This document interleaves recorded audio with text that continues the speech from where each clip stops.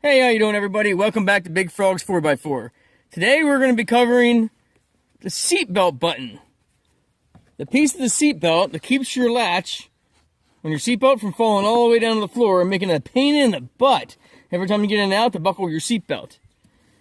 Now, to replace this button, you can see here where the original one was. Try to find the original spot because it's going to be easier to push your new button in. Make sure that your seatbelt latch, make sure this buckle piece is above where the new button is.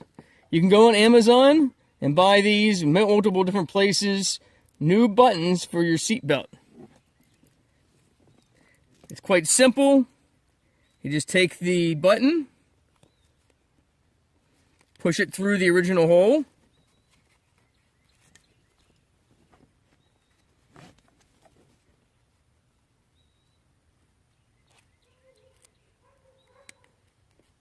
right like that. Take the new one, put it on there, squeeze and pop. And there you have it. Seatbelt no longer falls back down to the floor. For only a couple of dollars, you can save yourself a headache, and it really is that easy.